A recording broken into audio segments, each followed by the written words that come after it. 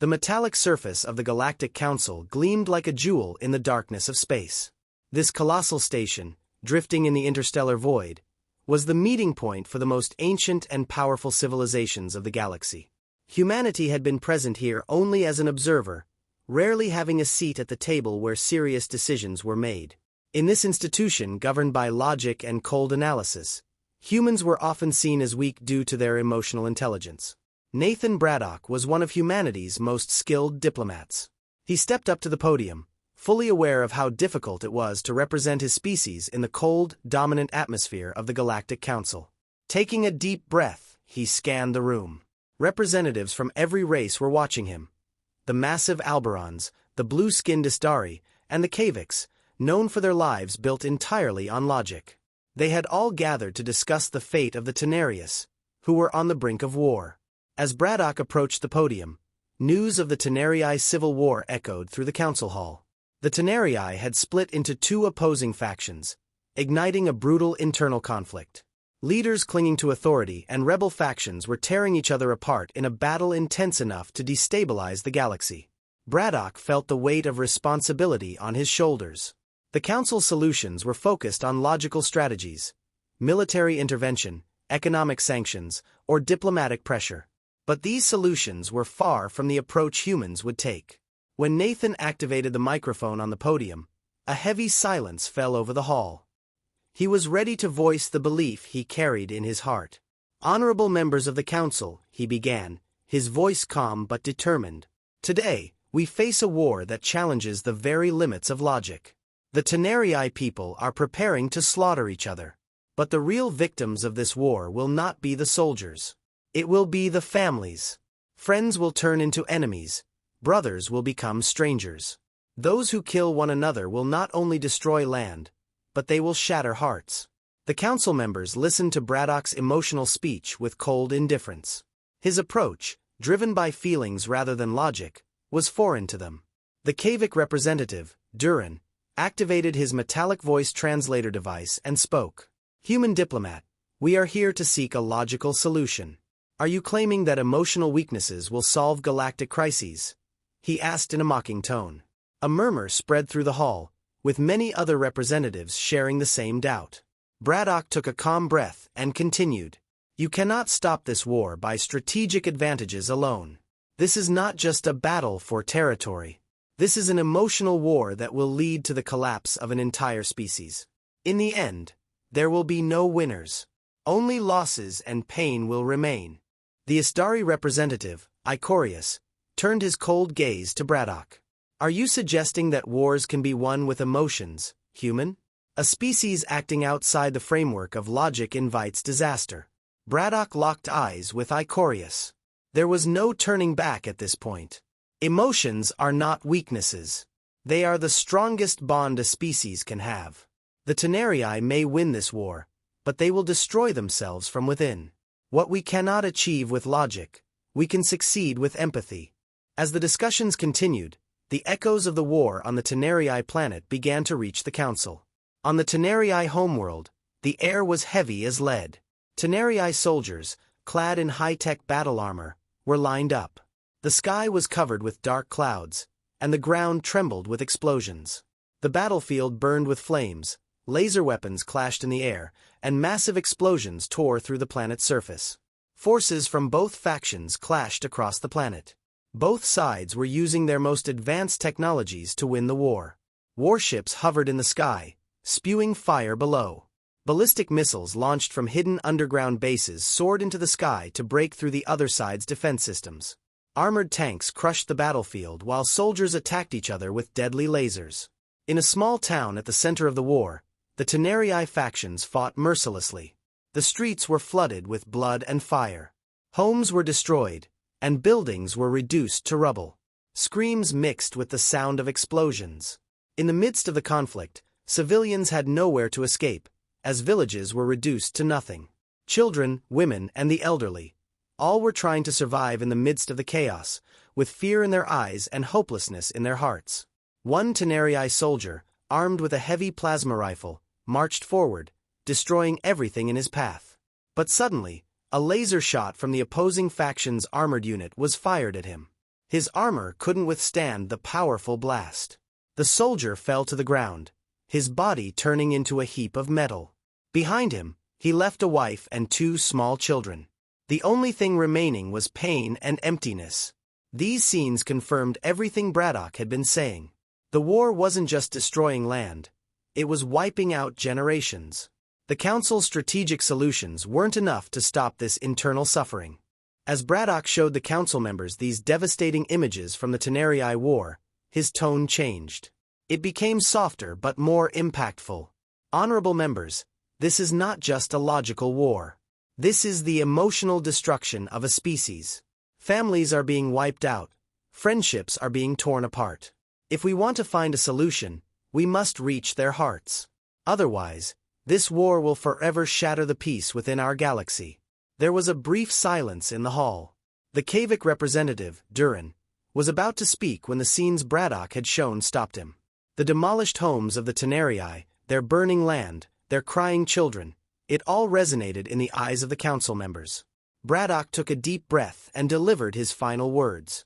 We humans act with our emotions, but these emotions bind us together. If there is any hope for peace, it will come from these emotional bonds.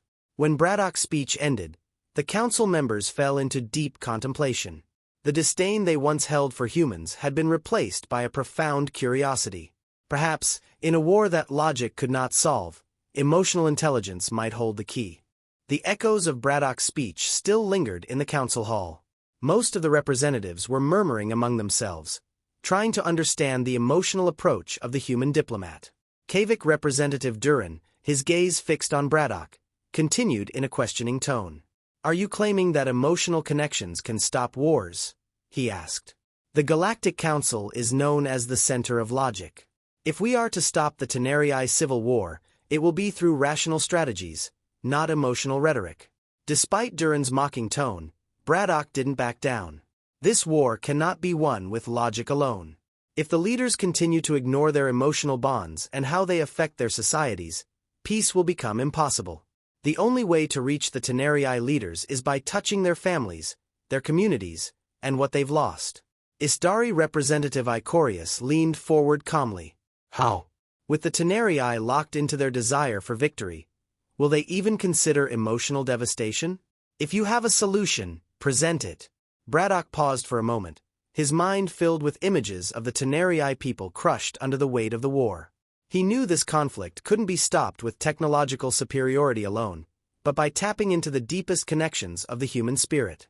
Taking a deep breath, he spoke with a calm yet determined tone. Allow us to meet with the Tanarii leaders. Let us make direct contact with them, show them that this war is not just physically destructive, but emotionally as well. We need to remind them that they are losing not only land, but families and friendships. Only then can we possibly find a way to stop the fighting. Duron's brows furrowed, his expression growing colder as the logical Kavik mask hardened. You realize this is a suicide mission, don't you? He said. Both sides are attacking each other with ferocious hatred. And you want to touch their hearts. Braddock's heart tightened. Yes, maybe it was a suicide mission, but there was no other choice. If we have even the smallest chance, it's worth trying, he replied. As the council members quietly exchanged glances, Braddock's proposal began to slowly gain acceptance. The scale of the Civil War and the galaxy's inability to ignore the destruction any longer had become clear. Finally, the council decided to allow Braddock to meet with the Tanarii leaders. This would be the first serious test of human diplomacy. As Braddock and his small human diplomatic team journeyed toward the Tanarii planet, an eerie silence filled the ship. High-tech warships flanked them for protection, and Braddock and his team knew they were heading straight into the heart of the conflict. As they entered the planet's atmosphere, a vast battlefield unfolded before their eyes. The Tanarii cities were scarred by the ongoing war. Destroyed buildings, crumbled roads, and roaming war machines filled the landscape. The sky was illuminated by laser beams and plasma bursts. Flames ravaged the Tanarii lands while the sounds of explosions echoed through the air. The ship, heading deeper into the war zone, searched for a safe landing spot. Braddock's nerves were on edge. They were here as diplomats, yet the scene before them left little room for diplomacy. Soldiers equipped with weapons attacked each other with laser cannons. Tanarii units, crouched behind makeshift cover, fought fiercely, their armored bodies heaving with exhaustion. Explosions riddled the planet's surface. The first battle scene was in a valley.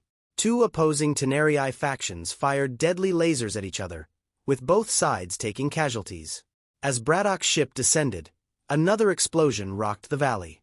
Soil erupted into the air, and shards of metal scattered in all directions. Armored troops vanished into the dust cloud created by the blast. One Tanarii soldier, wielding a heavy laser rifle, opened fire on his enemies. Plasma bullets streaked through the air, raining death on the enemy troops. But a blast from the opposing side obliterated his position. His body, engulfed in flames, collapsed to the ground, leaving behind only smoke and charred metal fragments. As Braddock disembarked, the devastation before his eyes was undeniable. The air was thick with the smell of burning, and the ground trembled with the echoes of explosions. Moving with his team toward a diplomatic base, he saw that the warring forces were willing to destroy everything to defeat each other. Soldiers mercilessly attacked from the front lines, both sides prepared to sacrifice everything for victory. The plan to meet with the Tanarii leaders was a glimmer of hope, even in the chaos of the conflict. Once Braddock and his team reached a secure location, they finally managed to meet with the leaders at the center of the fighting. However, in the eyes of the leaders on both sides, there was the same pain and hatred. Braddock's voice was steady, filled with the careful approach of a diplomat. Can you see the cost of continuing this war? Both sides are destroying their own people. Brothers are enemies. Families are shattered. There will be no winners in this war. As the leaders listened to Braddock's words, they exchanged glances in silence. The Tanarii warlords were at the limits of their logic, facing the agony echoing deep in their hearts. They had never considered a way to end the years-long conflict. But Braddock's emotional appeal had struck a chord of hesitation in them. For a brief moment, one of the leaders, reflecting on the end of the war, took a deep breath. His eyes were filled with exhaustion and uncertainty. Stopping this war. It might be too late for us, he whispered. Braddock took a step closer to the Tanarii leader. It's never too late. We can't undo the destruction this war has caused, but we can build peace.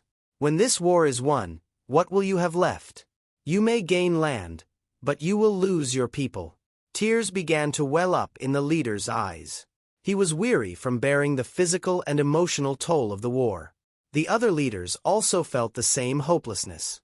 Braddock had shown them that the only way to reunite the Tanarii people with their families, friends, and communities was through peace. This emotional moment might just be the first step on the path to ending the war. While Braddock and his team explained the idea of peace to the Tanarii leaders, the battlefield erupted into chaos. Although diplomatic efforts seemed to be making progress, ending the war would take time. Both sides had been waging this civil war for so long that hatred and anger had become second nature. Now, Braddock and his team not only had to convince the leaders but also make the people believe in peace. Only a few hours after Braddock's meeting, a massive conflict erupted on the northern front of the Tanarii planet. Forces from both sides clashed in a narrow canyon, where harsh winds howled through the mountain pass. Heavy artillery units stationed on the mountain peak rained death upon the enemy forces below. The Tanarii's armored units, massive war machines, advanced forward as bright blue laser beams sliced through the air. Both sides were fighting to the death for control of the ground.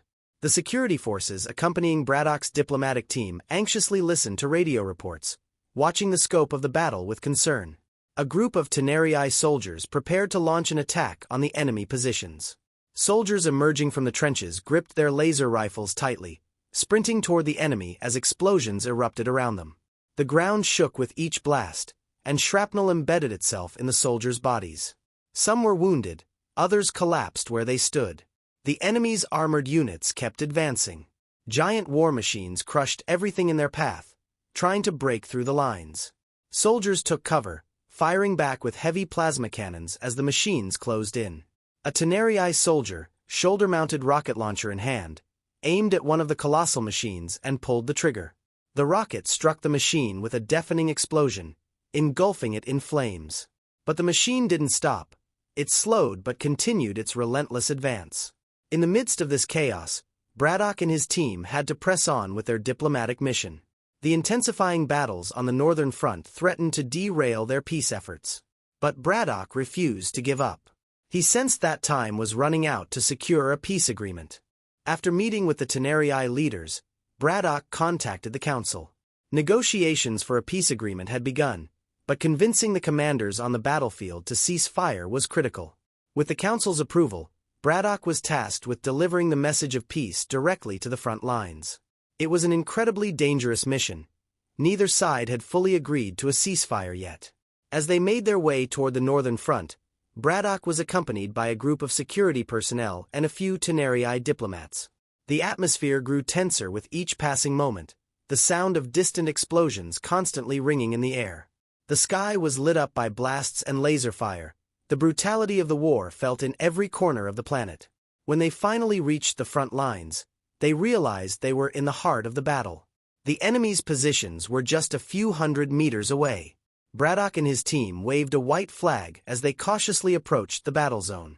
Both sides briefly halted their fire, watching with curiosity to see what this white flag meant.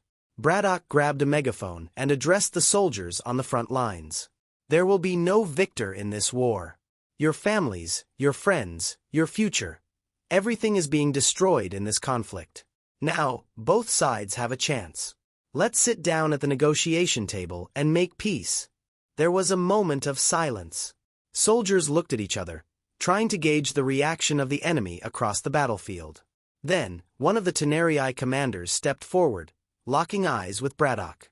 "Peace?" he asked. "We've lost so much in this war that I don't think peace even means anything anymore." Braddock remained resolute. "If you keep fighting, you'll have even more to lose. Think of your families, your people. Let's give peace a chance." The Tanarii commander hesitated for a moment, then turned to his fellow commanders, nodding his head in agreement. "We accept the ceasefire," he said. With those words, the soldiers on the battlefield began to lower their weapons. The explosions and gunfire were replaced by a profound silence. For the first time in years, the war had stopped, if only for a moment. Braddock and his team had achieved a miracle on the Tanarii planet. The first steps toward peace had been taken. The peace negotiations continued for weeks. The leaders of the Tanarii sat down with council members, working together to draft a lasting peace agreement.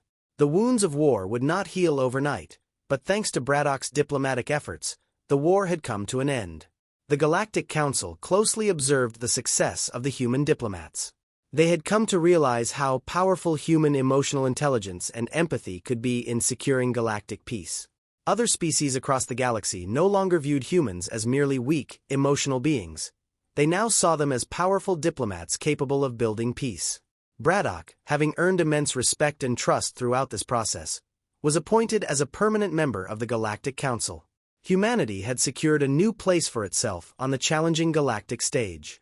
Emotional diplomacy was now recognized as a force that could hold the galaxy together. In the end, the Tanarii people began rebuilding, families were reunited, and the peace born from the ashes of war became a beacon of hope across the galaxy. Humanity had shown that through emotional intelligence, it could change the fate of the galaxy. I hope you had a good time. If you liked my story, do not forget to comment and subscribe to my channel. Goodbye. See you in the next story.